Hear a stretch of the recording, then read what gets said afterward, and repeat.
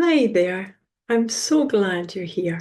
I'm Jill Nicholson, a therapist with over 25 years experience and a former emotional eater. After years of yo-yo dieting, I finally lost 125 pounds and kept it off by healing my relationship with food and stopping emotional eating. On this channel, we dive into all things emotions, mindset, emotional eating, and even a bit of popular culture and movies. Because let's be real, everything ties back to how we feel. Today, I would like to tell you about three major reasons why people get stuck in the emotional eating pattern. So stick around because once you understand these reasons, you'll be a step closer to breaking them. Let's start with the first and probably the most common reason. Food has become your primary form of self-care. Life's busy and overwhelming, and between work, family, and daily responsibilities, finding time for proper self-care can feel impossible. So food becomes the easiest, quickest way to bring comfort. Food does make us feel good in the moment. That's true, but it's in the moment. It's temporary. The relief is temporary, and it often comes with guilt and regret afterward. Frequently, when I work with women who are committed to stopping emotional eating, but are not quite sure how to do that, I find that when we look at the role food plays, usually foods like snacks, like sugary things, comfort food, it's one of the main ways women have a break or care for themselves. Now, of course, this has a downside as we can end up getting further from our health goals, but it does give, as we said, that short-lived relief. As always, I say this with compassion because I've been there myself. For me, food felt like the magic pill for every uncomfortable or distressing situation. It became my misguided medicine, like taking a painkiller for a headache. So here's a question for you. Does that sound like you? If you have an argument with a partner, or a family member, or if a colleague is being difficult, or if your child is having a hard time, what do you do? You see, emotional eating is always about trying to change how we feel. So, what we need to ask ourselves is how else can I change how I feel? How else can I soothe myself? How can I truly care for myself? For so many of us women, we're juggling so much at once that at the end of the day, we are at the bottom of our own priority list. In fact, we're probably not even on it. We can reach the end of the day exhausted and depleted, using food to not just top up energy, but also to rebalance and regulate our emotions. And we easily forget that actually we also need some TLC. If you spent your whole day giving to others, whether it's family, colleagues, elderly parents, or young children, you might reach the end of the day and realise that the only thing that you've done for yourself is to eat and sleep. Healthier foods. Now, remember, I go for the 80-20 rule. 80% healthier foods, 20% is your choice. So those healthier foods and quality of sleep, they're essentials, but they're like oxygen. They're the bare minimum. I once worked with a woman in her 50s. She's a mum, a grandparent, caregiver for elderly parents, and a part-time worker. When we explored what she did for self-care, she had a light bulb moment. She looked at me and she said, I've just had an aha moment. Food is my only self-care, but I never realised that. If this sounds like you, try incorporating other self-care activities that bring real comfort to you. can be taking a walk, listening to some music. We need to find more tools than food, so that we don't rely on it as our go-to comfort. One of my favourites is a bubble bath at the end of the day to help me relax and unwind.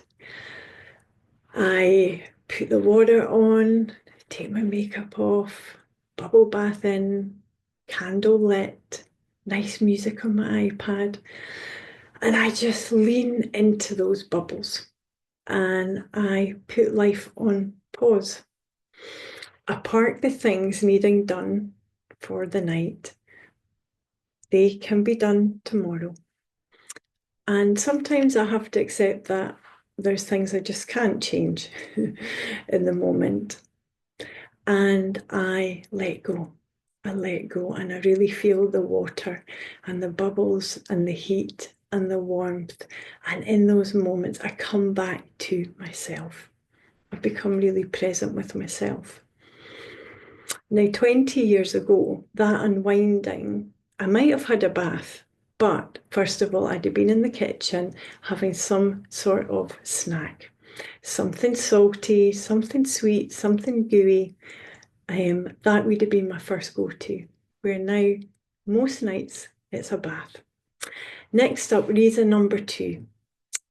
Somewhere in your life you may feel deprived, and not necessarily of food. It can be symptomatic of another area of your life where there's a lack.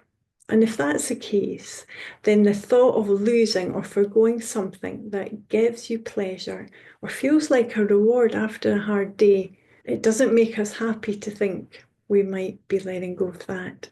In fact, it can almost feel punishing, and we might want to kick against that. You see, other ways that we can feel deprived in our life include things like the lack of time for doing things, the lack of time for ourselves, constantly juggling responsibilities and leaving no room for self-care or just to be, feeling so drained, probably without a moment to think. We can also experience an emotional deprivation. We could be missing those deep conversations or affection, emotional intimacy that we humans thrive on. We thrive on being known, on being seen, and being accepted. Too often we can end up feeling unseen and unheard, even sometimes when we're in relationships. For others, that deprivation can be that they're stuck in a routine, or they're questioning their life's significance, those big existential questions. Or maybe they just long for a bit of creativity or adventure, or to make some meaningful impact. Especially nowadays, financial struggles can be part of the deprivation, where there's stress over paying the bills or stress over job security. And that stress, of course, so often can lead us to the fridge. We can also have a kind of deprivation socially, or we can feel isolated. We can lack close friendships or meaningful connections. I know in my life, some phases have felt really full of friends, of like-minded people, while others, people moving away, can feel a bit lonelier, a bit more isolating. Or sometimes we can feel like an outsider, longing for a deep connection. We can have an absence of joy or freedom. Life can feel monotonous sometimes. Work, chores, responsibilities, bed, rinse and repeat.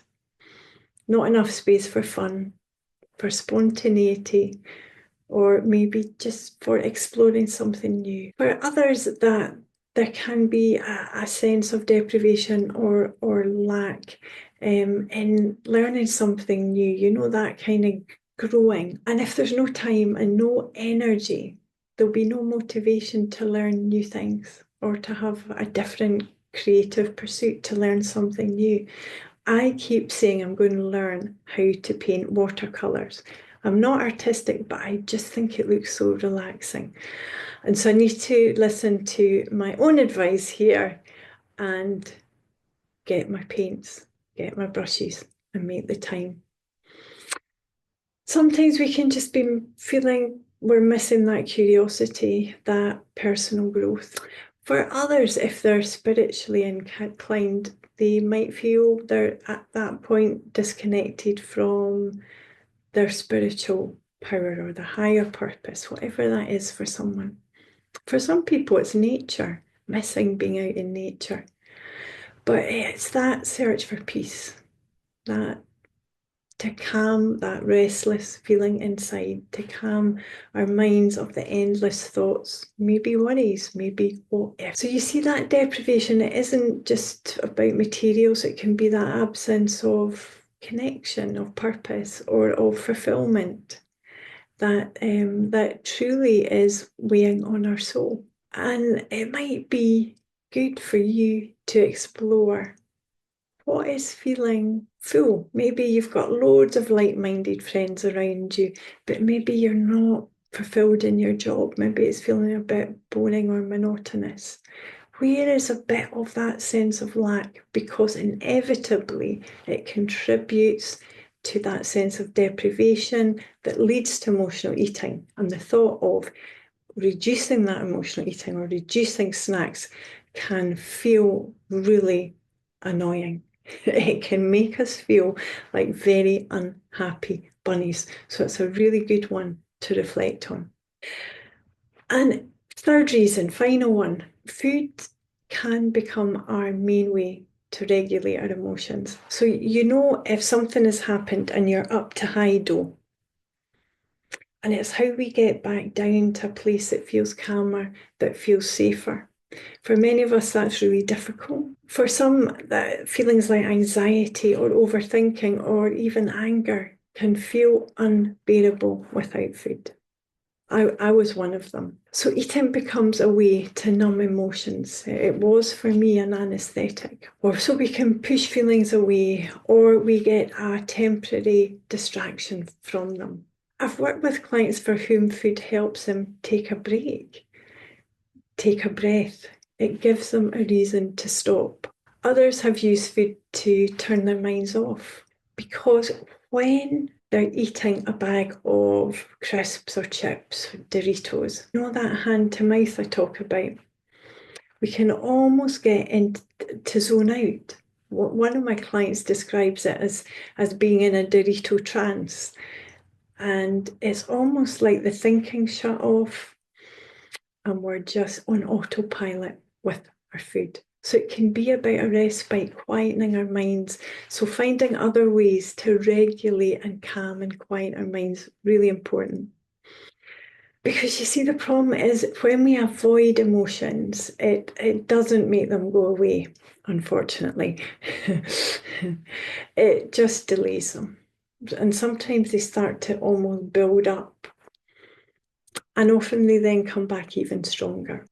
So instead of using food as a go-to emotional escape, try practicing self-awareness, identifying what is happening within you.